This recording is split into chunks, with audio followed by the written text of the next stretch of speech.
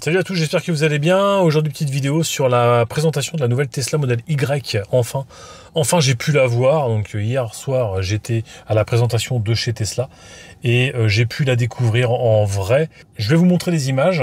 Je vais vous donner mes premières impressions quand je suis monté à bord. On n'a pas pu faire un essai, mais l'essai est prévu pour la semaine prochaine. Donc je manquerai pas de vous faire une vidéo. Donc pensez à vous abonner si vous ne l'êtes pas, parce que l'essai, ce sera la semaine prochaine.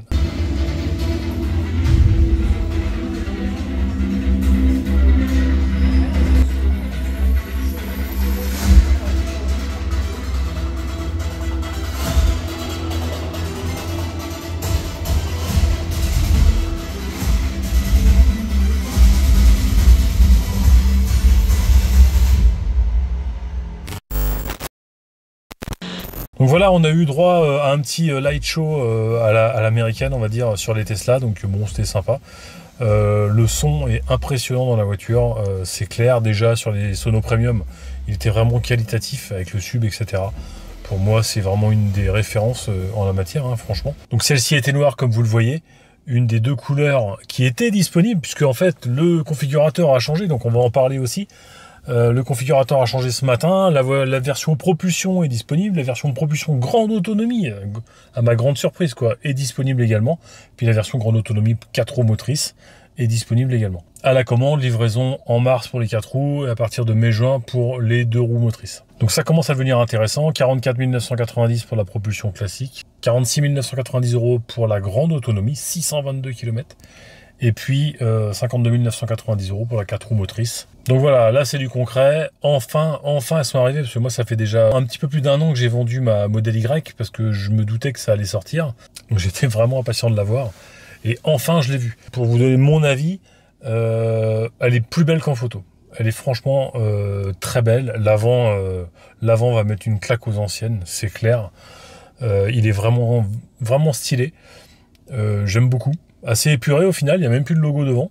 L'arrière est très intéressant. Après, la partie du bas, je vous en avais parlé quand le modèle avait été lancé, je le trouve un peu grossier.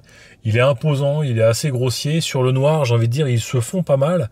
J'aurais voulu l'avoir d'une autre couleur, parce que je pense que ça ressort quand même pas mal et ça fait assez plastique. Par contre, voilà, moi qui suis dans le G6 depuis plus de 4-5 mois, j'ai trouvé encore plus impressionnant la place qu'il y a dans le coffre à l'arrière et dans le frunk à l'avant de la Model Y. C'est vrai que là-dessus elle était redoutable, mais le fait de remettre le nez dedans, c'est vrai qu'il y a quand même une grosse différence de capacité entre la Model Y et le G6.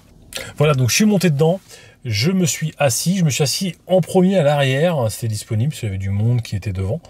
Et j'ai senti une réelle différence au niveau des sièges, bien plus moelleux, bien plus confortable. Attention, on n'est pas au niveau du G6.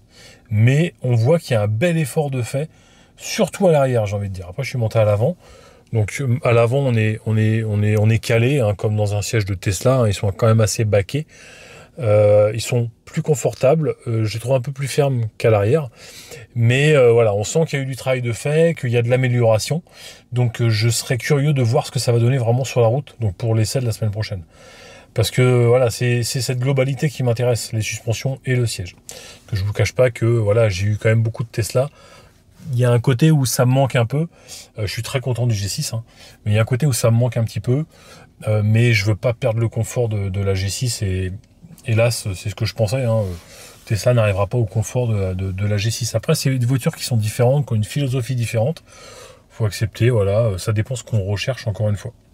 Donc j'ai pu faire le tour, j'ai pu voir, donc techniquement on est dans une Model 3 Highland un peu plus grosse, un peu plus large, un peu plus haute, hein, au final à l'intérieur je parle. L'intérieur est réussi, la finition, en l'occurrence, donc là c'était un dual moteur, attention, la finition était assez agréable avec les surpiqûres, les grilles de sono qui sont en espèce d'alu, qui font vraiment qualitatif. On n'est pas sur du plastique classique de panneau de porte, voilà. Là ils ont mis les choses bien, choses qui seront différentes dans la propulsion et la propulsion grande autonomie. Là, on n'est pas sur les mêmes grilles non plus. On n'a pas les mêmes finitions au niveau des panneaux de porte aussi. Là, il y avait de l'Alcantara, une sorte d'Alcantara.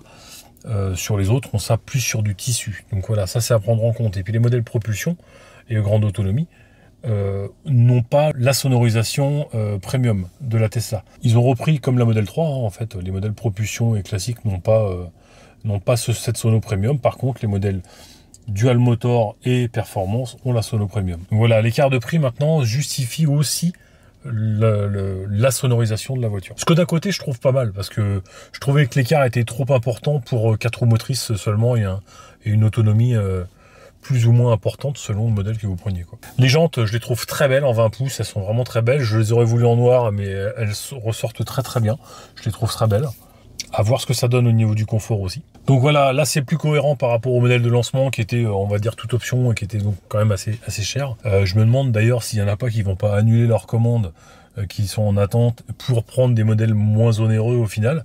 Dites-moi en commentaire si c'est votre cas. Parce que je pense que moi ça me traverserait l'esprit, surtout que moi je préfère un petit peu les intérieurs blancs. J'ai rien contre les intérieurs noirs aussi, mais bon, ça change un peu. Mais là, au moins, on peut prendre l'intérieur blanc sur toutes les versions, donc c'est pas mal. Par contre, la version propulsion, on peut pas mettre les jantes en 20 pouces non plus. Si on veut vraiment de l'optimisation et le meilleur rapport qualité-prix, la propulsion 500 km d'autonomie, je pense que pour tous les jours, c'est parfait.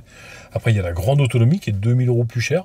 Voilà, on peut mettre les jantes en 20 pouces, bon, bah, c'est un petit plus, voilà. Puis après, il y a la 4 roues avec tout, avec la premium, etc., les jantes, voilà. Il y a une cohérence qui me paraît un peu plus logique, en fait, dans la philosophie de Tesla, là, qui se rapproche des autres marques. Donc on voit également à l'intérieur, avec les petits boutons électriques sur les sièges qui permettent, comme vous le voyez, de descendre les sièges et de les remonter automatiquement. Donc ça, c'est pratique. Le fait vraiment de la voir en vrai, il y a un petit côté waouh qu'il n'y avait pas eu quand elle avait été présentée en fait. Et là, de la revoir en vrai, c'est la Model Y pour moi, c'était une réussite. La revoir là, avec ces finitions-là, avec les sièges ventilés, chauffants, etc. On se rapproche de quelque chose d'un peu plus complet, on va dire. On n'a pas encore le store en haut, etc., qui a sur peu de véhicules au final, mais qui devrait être systématique, parce que ça chauffe quand même pas mal, hein. L'été, on transpire un peu, hein. Donc les sièges ventilés, ça va être pas mal. Donc voilà, l'arrivée du configurateur ce matin avec les modèles, je pensais pas que ça arriverait si tôt. Je me suis dit, ils vont attendre le mois de mars que les premières livraisons arrivent, justement, pour pas que les gens rechangent leurs commandes. Mais bon, au final, je pense qu'ils ont été un peu pris de court, parce que Tesla m'a appelé tout à l'heure et ils m'ont dit on peut faire un essai en gros dès demain, quoi. Alors que hier soir, en partant, ils m'ont dit les essais c'est pas avant début mars. Ils ont fait un appel national ce matin entre les différentes agences et il y a eu pas mal de choses qui ont changé dans la nuit. Donc bah tant mieux, hein, si on peut avoir les autres modèles le plus tôt. Bah, plus tôt, on est toujours sur mai-juin, hein, ce qui était annoncé dès le début. Là où je suis très surpris, et je trouve ça vraiment très bien, c'est qu'ils ont mis tout de suite la grande autonomie aussi en propulsion disponible de suite. Alors je comprends pas encore vraiment pourquoi il y a deux propulsions, la classique et la voilà, parce que quand tu mets 44 000 €, bon, je pense que tu peux mettre 46 000 €. Pourquoi pas, en sachant que les bleds ont été arrêtés, donc pourquoi n'avoir pas sorti qu'un seul modèle de batterie, je ne sais pas. Je sais pas ce que vous en pensez vous. Une propulsion en grande autonomie aurait suffi, je pense. Donc voilà, c'était juste pour vous partager un petit peu la soirée qu'on a passée, c'était sympa. Et puis bah, je vais retourner sur le configurateur pour regarder tout ça. Voilà. N'hésitez pas à liker la vidéo si elle vous a plu, pensez à vous abonner, et puis on se retrouve pour l'essai de la Y. Donc ça sera la grande autonomie 4 roues motrices, en attendant les versions propulsion.